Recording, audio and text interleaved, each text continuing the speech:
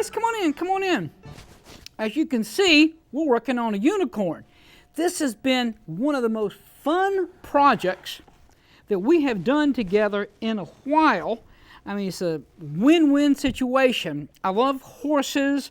I love working on big things that I can kind of, pound and whack and shape on. And as I started doing research on the unicorn, this is a fantastic creature. I got to read a couple things. I'm not going to trust it to my own memory because you guys, you're not going to believe me. You think I'm making this up. All right. The hunt for the unicorn. One traditional method of hunting unicorns involves entrapment by a virgin.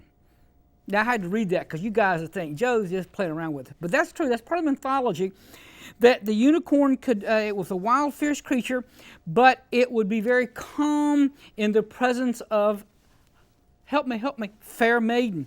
So it could be trapped by a virgin. Okay, check this out, guys. In one of his notebooks, Leonardo da Vinci, all right, this is Leo's notes. He and I get to call him Leo. We're friends. Okay, this is another life. All right, Leo wrote, the unicorn, through its intemperance and not knowing how to control itself. All right, sounds like a teenager, right? Okay. The unicorn, through its intemperance and not knowing how to control itself, for the love it bears to fair maidens, forgets its ferocity and wildness, and laying aside all fear, it will go up to a seated damsel and go to sleep in her lap. Thus the hunters take it. Now, there's a very famous tapestry done in Belgium in the 1500s. It's now hanging at the Metropolitan Museum in New York in the Cloisters division, and it's 7 tapestries. Rockefeller bought it, and it shows how to trap a unicorn. In ancient Greece, where the word Latin, the word una, one, cornum, horn, unicorn. In ancient Greece, they don't list unicorns in their mythology. They list it in their natural history. So a lot of the world is seeing this as a real animal. Now, a lot of the world, we've done a lot of creatures here. We've done, dragons and fairies. And there are different cultures that look at the dragons and fairies as real animals. Queen Elizabeth I had a unicorn horn in her curiosity cabinet, right? Well, they later investigated it was actually the horn from a narwhal, which is ivory and everything. But, Queen Elizabeth says that she's got a unicorn. The first said she had a unicorn horn. Now, last week, you guys, I hope you will hear, take you over to the board here. This is what we're doing right now. It's called Unicorn 2. Last time it was Unicorn 1. And what we did was I started out and I brought a wooden platform that you see over here that had a wooden stake up the center. Then we built an armature around it using old newspaper and cardboard, beefed it up, fleshed it out.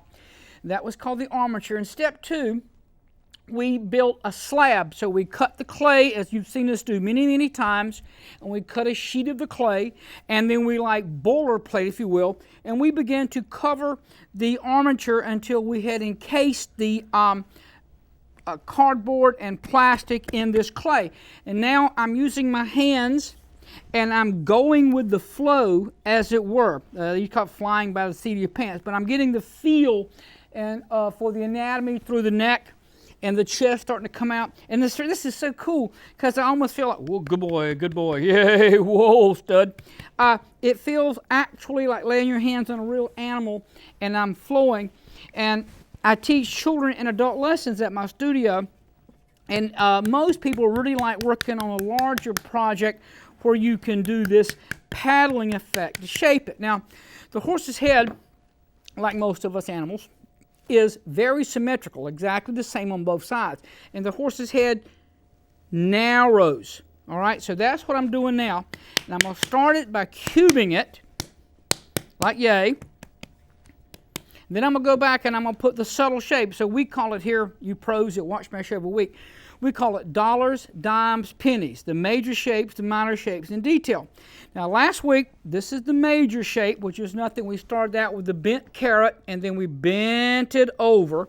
And as I mentioned, now the head is at about a 45-degree angle, but on the when we're using them for a model, you see the head going down about another 15 degrees. Well, I'm always going to start out here because gravity will keep pulling on it, and I might even rock this back over and bring it down to get more of a dynamic tension. Now the beauty of working with clay as opposed to carving wood or stone, you can't change your mind so much, all right? So if I decided to give it a more of a look to the left or rearing up, so as the Spirit gets upon me and moves me, I might change my mind like a cheerleader on prom night, and that's the beauty of working with clay. Now, what I told the guys, the regular guys that tune in, that we did the major shapes last week, and this week we're going to go to detail. Now, right before the show was over, we went ahead and made the ears. I got one. I hope I have two. All right. I hope I have two. All right, who stole my ear? Felt like Van Gogh all of a sudden, right? Okay. I got 2 ears, and we went ahead and we made the horn. Now, you guys, you veterans know that when we first start working with clay, it's called greenware or wet, and as it begins to dry out and it gets to consistency of soap, which we're almost there, that's called leather hard. And when it's totally dry, you know, like a dirt clog, and you snap it like a potato chip, that's called bone dry. Then you put it in the kiln. When it comes out of the kiln, it's called bisque ware, and that's what this is. Now, more often than not, I use paint or stain or shoe polish or something creative as opposed to glaze, because everybody else that works with ceramics, fired clay, they tend to go glaze, and I'm always the exception to the rule. But I was a painting major in college, and clay takes paint the same way a canvas or watercolor does. So it gives me a lot more creativity with putting some on and taking it off and overlapping it and opaque and transparent and changing mine and start over. With glaze, it's a little more scientific, and I'm not quite that anal retentive. Now, this is our dollar. We've got to get down to our dimes. Now, horses have the largest eyes of any North American land animals. All right? I mean, cow doesn't have bigger eyes. And the placement of the eye, I've done my research. I've got my book right here. And even though I've done many, many animals, I have the muscles and the bones and different breeds of horses and all the angles and everything, where the ears go, where the eyes go, how they bulge out the head, etc. And I've done my studying the same way that an architect would look at his house plans before he started banging away, you know, with a hammer. Now, one of the things, and it's hard for professionals like it is for amateurs, is when you're doing the eyes or the ears, if you focus on just one side, hey, this is looking good, and then you turn around to the other side and they're not level. So I've got to see the big picture, as it were. All right, can't have them too high in the head. There's a star shape right here on the forehead, and it's very flat right there. That's able to come up and, you know, rub the horse right there. Okay, I know lots of jokes about horses and everything, but I was having so much fun doing the research for this. My wife always goes to the computer and does a little trivia type research for me so I can learn the history of it, etc. And when I found out how often unicorns are mentioned in the Bible, in Genesis, in Isaiah, in Psalms, I'm going, wow, I never thought that unicorns are in the Bible. But a couple months ago when we did dragons, I found out how often dragons were mentioned in the Bible. That's a really good book. If you guys haven't, children, read it. All right. I mean, it's got unicorns and dragons in it, plus everything else. Worth reading. Okay. Now, as I mentioned, the face is symmetrical, same on both sides. So what I'm doing now is I'm rolling a ball for the eye. Now, traditionally, I want to make it twice too big, and then I'll cut it in half. That's 2 hemispheres, if you will. And that way I have 2 equal eyes. So now I have 2 ears, and I have 2 eyes, and I'm going to start assembling. Some assembly is required. Okay, now I'm liking this side better. Now I have to think anatomy, and I have to think art, and I hate to tell you guys this, I also have to think pragmatic realism, because the word aesthetic means art for art's sake, all right? But I'm not only an aesthetic artist, I'm a professional artist, and professionals get paid. So I'm going to sell this to someone, hopefully. So I'm also thinking, all right, who would like this, and how would the customer like it, and what size and so forth. So I'm kind of doing this balancing act between aesthetics and anatomy and what will the market bear, and I'm kind of going to fuse it all together. Okay, I'm liking the eye. I am thinking as I look at this, I'm just a tad short between the eye and the nose. So, and I'm thin here anyway, you guys can see the armature showing through, that little white dot right there. That's the armature showing through. So I'm going to add the snout or the nozzle on there. I'm going to grab some clay. Check it out. Yep, it needs to be longer. I'm going to score and slip. Scratchy, scratchy. Score, score. And put some water on there, and we'll build out that nozzle. Now, as I mentioned earlier, if this were a stone, that looks to be about the right size, then I could not do this. You can only relief with stone or wood, but with clay, you can change your mind like a liberal Democrat on voting day, right? Just whatever the mood hits. Yes, that's better. Okay. And it also solved my problem with that armature being thin there. Now, the nostrils are beaucoup tricky on this bad boy. The horse's eyes are on the side of its head, but the nostrils are slightly on the side, opening out. So I'm going to take my thumb and put it in, and I'm looking and checking my anatomy. Yep, and it wraps around. Ooh, hot dang a bear. Sometimes you get lucky. Bam, bam, thank you, ma'am. All right, now, problem is when you get lucky like that, you got to get lucky again, all right? Both sides got to match, that mirror image. I've told this story a couple of times. Redundancy is one of my few bad habits, but I ran across a book a couple of years ago, it's a great book, on photography. I get books on pottery, sculpture, anything arts you can learn. And what this enterprising young artist had done to prove the fact that, get ready for this, guys, the left side of your face, is my left, the left side of your face is slightly different from the right side of your face. They're not exactly the same. So to prove it, what this artist did was he took famous people. I remember he did Elvis Presley and Richard Nixon, among others. He did a nice photograph, real simple, no grinning or anything. And took the photograph, and he cut it in the middle, and he did a double reverse. He let two left sides, and then he made two right sides, okay? You couldn't recognize the people.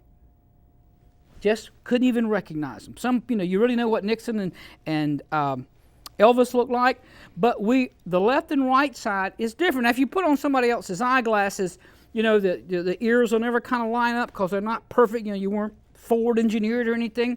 So you can take a few liberties. That is so good. If you've ever, and I hope you guys have been around horses, and the guys that handle horses well, they calm them down by rubbing the nose. And this is something, I've been around horses a little bit, and I can get a feel for this, all right? You've all looked at these puzzles. They have in these grocery store magazines, tabloids, and they'll have two photographs, and there'll be difference between one photograph and the other, and they'll ask you to, okay, I'm believing that. Sometimes I get lucky. Now, where I'm not happy is right here, that big muscle. That's one of the major shapes in that body, and it's part of the muscular breakup. So I am going to put that in. Now, score. We know this. Oh, my director and my wife, the two most powerful people in my life, have both said I need to do a show on Claywright 101. That means beginning stuff like vocabulary and coil building and slab building. So as soon as I can get organized, I'm going to do that. So when I mention things like score and slip, you'll know. All right. Here's my jawbone. Checking the thickness. Get that rhythm going. I want you guys to look and help me do this right. I got to get the jaw and the eye right. That jaw comes out of here, comes to about there. All right, I've scored and slipped. Let's see, can I get this working? And if it's right, you'll know it's right. Remember a neat story about Mark Twain, and he was learning to be a riverboat pilot. And the riverboat pilot was telling him, when you come to these shallow waters, you have to sound the bell so the crew will know and everything. So Mark Twain said, well, you know, how do you know if the water's shallow without taking a reading? That's where his name came from. Twain was a fathom. Mark Twain was 2 fathoms, which meant 12 feet deep, or 12 feet of water under the hull, which was a safe depth for the boat to go on. And so he said, how do you know by looking at the water how deep it is? And the guy said, you just have to know. Well, yeah, he's trying to learn this new skill. Man, that's not much of an answer. You just have to know. But the point was, if you go up and down this river enough, you'll get a feel for it, you know, by looking at the ripples. If they're big ripples or little ripples, and if there are ripples here but not over here, then that's deep water, that's shallow. And some things that you know, you can't tell somebody else, right? Parents have this dilemma all the time. They know things and they want to pass on their wisdom to their children. And some things, it's hard to teach someone, you know, judging the character of another individual or how to make wise decisions. Sometimes, and God, I hate to say this, guys, but one of the ways to learn is by making mistakes. And it's a lot easier to make mistakes in clay and pull it back off than it is with stone or something. I'm looking at that and I'm thinking that that is working. Let me get this, let me see. Yeah. Now, I got to get the other side to match up. That's why I told you guys that long-winded story about both sides of the face aren't the same. I got to get the eye the same distance from the nose. There was a bad story in art school. Really corny, really stupid. Okay, I'll tell you. There were these 2 brothers, and they were very competitive. And they were always who could make the score the most, you know, the football field, who could save the most money and make the best grades. Very, whatever they did was competitive. And so they end up in college, same college, very competitive, and they end up in an art class. When you know it, twin brothers, very competitive in an art class, all right? I could write a whole term paper on that. Anyway, both brothers did a sculpture of a bird. And one brother made an A, very nice bird, and the other brother made a C. Devastated, you know. My brother beat me on this one. So he had worked very hard, and everybody said it was pretty good. So he went up to the professor, and he said, why did my brother get an A and I get a C, and we both made this, you know, piece of sculpture. It's about the same size, and it's got the same movements and the same subject matter. You know, how come my brother made a better grade than me? I pressed and said, oh, that's easy. Oh, I'm glad you asked. Yeah, not a problem. He said, okay, look at your brothers. And the reason I'm telling you that joke, you can see the joke for yourself in a moment. I'll look at one side and then the others. Look at your brothers.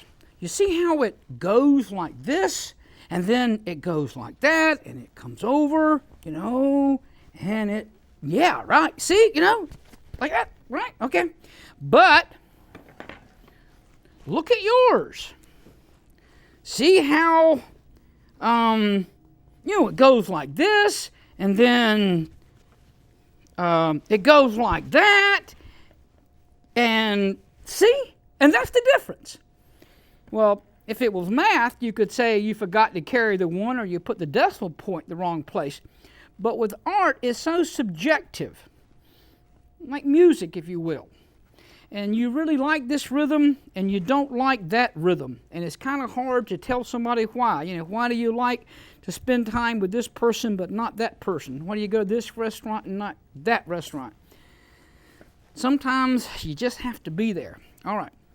I'm looking down the front. You guys look right down the front. Are we symmetrical? Okay.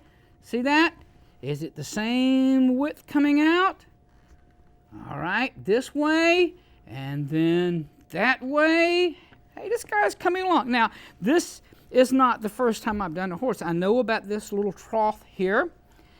One of the things that's going around in my head right now, and I like carousel horses also. We did one of those here on the show a while back. On carousel horses, the side of the horse that faces the general public, all right, and you're there, hi Billy, hi Susie, and you're, yeehaw, yeehaw, yeehaw. Okay, The side that faces the public is called the romance side, okay? The other side is not as fancy or as pretty. That's the inside, all right? So the side that's most people are going to look at it from is your romance side. This is my romance side, okay? You don't want to see the other side. Okay, so I am deciding this horse, all right, over here, okay, that's my romance side. See, with all the fancy curlicues? And he's not as pretty facing this way. So I'm thinking I'm going to go asymmetrical counterclockwise. So if this guy's facing this way, this guy's going to face this way. And so I'm going to make the mane wrap around this side now that I already have it going the wrong direction. Now, we quite often speak about left brain and right brain around here. And I always have mine facing the same way. All right, there we go. All right, I promised you guys we do details. I was hoping to get to the mane, but I'm going to go ahead and get on the ears, see if they're stiff enough. All right, I'm checking my book. They go in line behind the eye about here. Now, the angle that the ear faces, whether it's facing forward or out or even back, like in the wind, girlfriend, depends on the mood the horse is in, such as excited or angry, happy, dopey, doc, sneezy, whatever. So it has a lot to do with setting the mood of the horsey.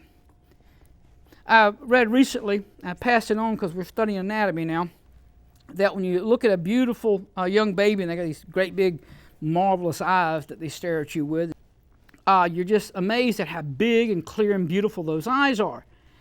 And then if you've ever seen an older person, not older than me, I mean really old, okay, then you notice how their ears and nose kind of got bigger as they get older.